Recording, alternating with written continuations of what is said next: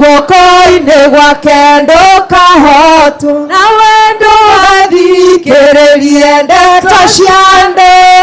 Rĩrĩa wĩna hinya ũmenye wega, nĩwĩtĩkĩrĩtio menyithia andũ, Yesu nĩ mũkũri wake. Basi asante. Tutauliza Pastor Excellency Punja kwanza.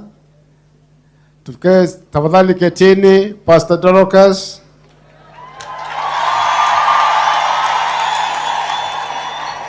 Basi akimaliza kuleta message yake, sasa utaita His Excellency akuja pia alete salamu. Bwana asifiwe. Bwana asifiwe tena. Our bishop and the leadership, clergy who are here, all protocols observed, our mother and father who have lost a brother, a son that we love. We have just heard that when Job was being brought bad news, everybody, sometimes you take these things very lightly, and wakati mwingine watu wanachukulia mzaha kifo. But it is a very serious, very, very tragic moment when you have a young person dying. Job, many people are coming. Many of you who have never gotten bad news, somebody comes and tells you, your children have all died. I'm the only one who has been left to come and bear the bad news. Another one, all your cattle, they are all dead. And a fire came from heaven and they were all burned. Bad news after bad news after bad news. And this man was a human being. And he was watching just like our mother and our brother here and the wife. The kind of atmosphere that they are in is where everything is just bad. But I have come to comfort you. There is a God who will never leave you. There is a God who will never forsake you. This God gave you a wonderful son and gave him a life that everybody is admiring. I was just looking at him sharp. And now you hear he went and represented Kenya and everything. And the potential for the family was great. And you looked forward that one day he will be able even to lead this country. But now he's nipped at the bud, at the place where you would have expected him to fly.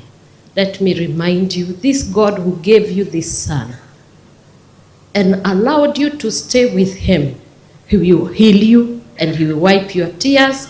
And the next thing which he will do, day by day, he will continue to speak and to take that place. And especially to my sister and your children, I will continue to pray for you and I'll be available for you. As a pastor, our work is to make sure that we lessen the pain and the grief by being with you.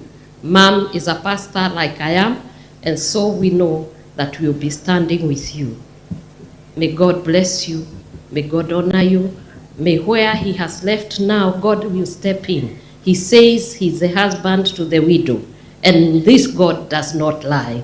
God bless you, and thank you very much. And now, I welcome the People's Deputy President, Rigathi. Thank you very much. You're welcome.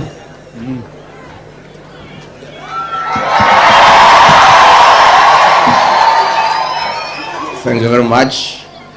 Your Grace, our Archbishop Jackson Alisapit, our Dean, Your Lordship, Bishop Masaba, na kanisa la Kristo, waziri wetu na mtoto hapa nyumbani, Justin Bedan Muturi, Stella, the wife of the late Eric, and your children, my friend Senator Lene Kivuti and your wife and the greater family, wale viongozi wote ambao wamefika, watu wa Kanyombora na watu ya Mbeere North na watu ya AJAABU County, Ngai mwega na hĩndĩ ciothe. Ngeithia iciare na mwathani agocwo. Happy New Year. Senator Kivuti, my friend, and your wife and family have also come with my wife. Not as a leader, not as a politician, but a friend. Sisi ni marafiki kama familia na ndio tumefika hapa kukufariji. And to tell you pole for the loss of Eric, Stella and your children, as I told you when I came to the house in Nairobi. We'll pray for you, for God to give you comfort, to give you strength, to bear the loss and to bring up these young children the way Eric would have wanted. For the siblings, Brian, Alan, and Kreka, when we spoke, I saw how close you are to Eric. I know the gap is big. God will give you peace and courage. So Senator wetu na watu ya hapa tunasema pole.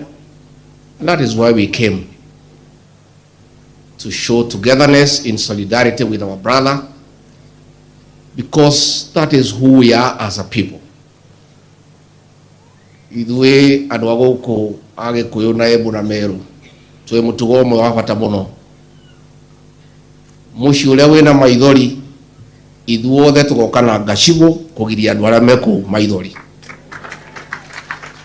Is a very strong tradition, and I want to encourage my people.